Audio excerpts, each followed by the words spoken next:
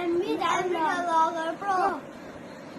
मेरा नाम है बिलाल, इसका नाम है मोहित और आज हम अनबॉक्स करने वाले हैं हमारा चेस। ठीक है, तो अब हमें अनबॉक्स करते हैं हम।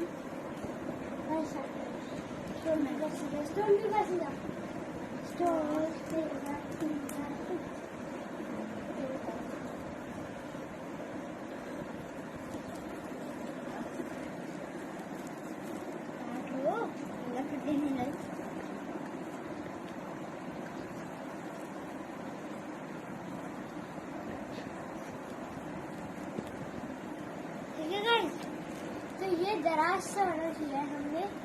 मुझे से तो नहीं गुल्ला, पहले मैं ही कर ले रही।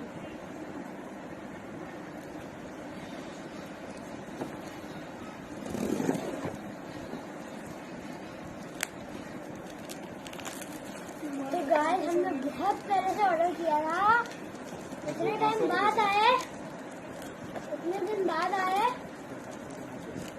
ठीक है, अब हम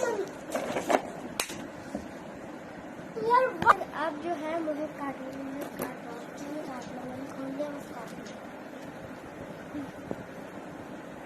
उनको भी बहुत इंतजार था। स्कूल से आई थी, मम्मा की पीछे लगी।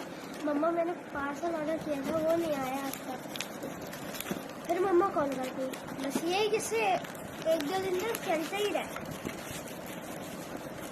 बस भाई हो इसके भी जान भी लगा दो, सब कैंजी से कर लो। गाइस अब ये फाइनल है 1 2 3।